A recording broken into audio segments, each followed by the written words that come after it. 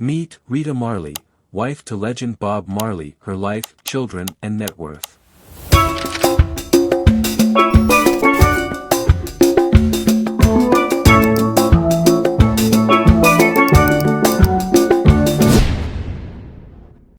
When you think of reggae music, your mind might jump straight to Bob Marley, the icon, the revolutionary, the legend. But standing beside him, through every note, every battle, and every victory, was a woman of remarkable grace and grit. Her name is Rita Marley. Rita Marley wasn't born into fame, nor did she chase it. Her story begins quietly, in the modest neighborhood of Trenchtown, Kingston, a place buzzing with struggle and creativity. But her roots go deeper than Jamaica. She was born Alfreda Constancia Anderson on July 25, 1946, in Santiago de Cuba. Her mother was Jamaican and her father Cuban. Shortly after her birth, the family moved to Jamaica, where Rita would grow up in the heart of a changing island. From early on, music called to her. She wasn't the loudest in the room, but her voice carried something rare, soul. As a teenager, Rita joined a female vocal group called the Solettes. They performed around Kingston, catching the attention of a rising artist and producer named Bob Marley. He began mentoring the group, helping shape their sound, and soon, he and Rita grew close, not just in music, but in spirit. Their bond wasn't a whirlwind romance. It was slow, steady, built on shared passion and struggle.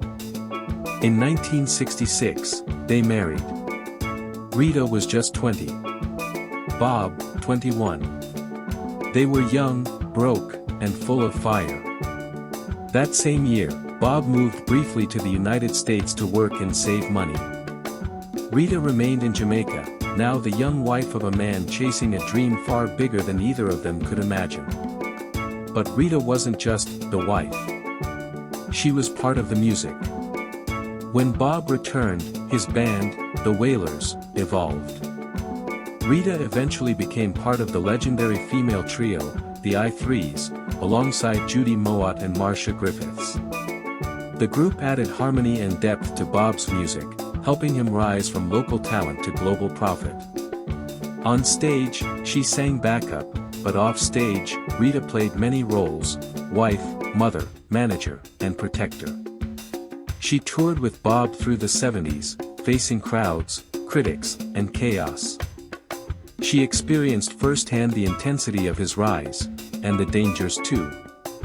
In December 1976, just 2 days before the Smile Jamaica concert, gunmen stormed their home and opened fire. Bob was grazed. Rita was shot in the head. Miraculously, she survived. And 2 days later, with a bandage wrapped around her head, she stood beside Bob on stage, singing like nothing could stop her. That moment wasn't just bravery. It was love. Commitment. A symbol of the lengths she would go to protect the music and the man she believed in. But their marriage wasn't easy. Bob's life was surrounded by pressure, fame, and women.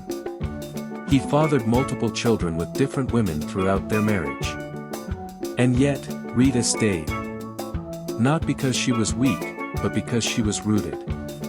She once said, "It wasn't about me or him. It was about the message." She understood the bigger picture. Together, they had 3 children: David, Ziggy Marley, Stephen Marley, and Ella Marley. Rita also had a daughter from a previous relationship, Sharon, whom Bob adopted. And even as Bob fathered other children, Rita raised them as her own, including Julian, Kaimani, and Damian Marley. She didn't draw lines. She created unity. Ziggy and Stephen became global stars in their own right, carrying forward the Marley musical legacy. Ella became a singer, author, and entrepreneur. Damian Jr. Gong Marley would go on to win a Grammy and forge his own path as one of the most respected voices in modern reggae. Their success is often traced back to Bob, but it was Rita who nurtured them, taught them, loved them, When Bob was diagnosed with cancer in 1980, the world didn't know what was coming. Rita did. She stood by him until the very end. When he passed away in May 1981, the light dimmed not just in reggae, but in Rita's heart. She was 34, a widow, a mother of many, and suddenly, the torchbearer of a legacy that stretched far beyond her own life. Most would have folded under the weight of that grief. But not Rita. She took their Kingston home at 56 Hope Road and transformed it into the Bob Marley Museum. Not just a shrine to a musician, but a temple for truth, unity, and resistance. People from around the world come there, not just to see Bob's guitar or old photos, but to feel the spirit that Rita preserved with love. She launched the Rita Marley Foundation, focusing on uplifting women and children in Jamaica and Africa. Education, health, housing, she poured herself into causes that mirrored the values she and Bob sang about. But her mission wasn't only rooted in the Caribbean. Rita looked to Africa, the ancestral home Bob had always dreamed of returning to. Ghana, in particular, called to her. She visited in the 1990s and instantly felt a deep connection. By the early 2000s, she had established a permanent home in Aburi, Ghana, a peaceful town in the mountains, surrounded by greenery, history, and healing. There, she bought land, built a home, and began working with the local community. Her estate, though private, is filled with art, Rasta flags, the scent of natural herbs, and the echoes of Nyabingi drums. She doesn't just live in Ghana. She gives.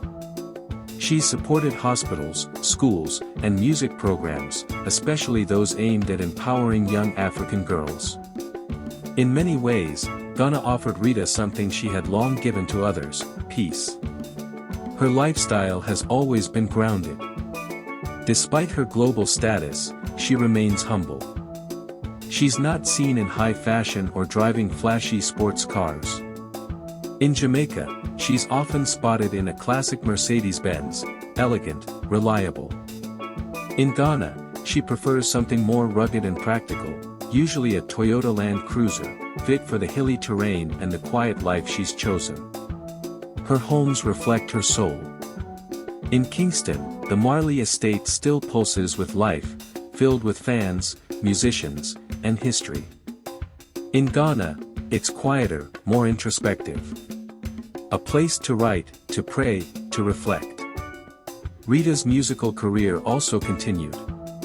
She released solo albums like Who Feels It Knows It, 1981, and We Must Carry On, 1991, blending reggae with themes of motherhood, resistance, and faith. Her voice is seasoned, not flashy, but powerful. She sings like a woman who's lived, lost, and learned. Over the years, her contributions have been recognized. In 2004, she was awarded the Order of Distinction by the Jamaican government.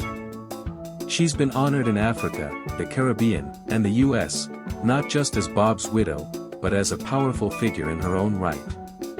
And yet, Rita never seeks the spotlight. She doesn't need it. Her impact speaks without shouting.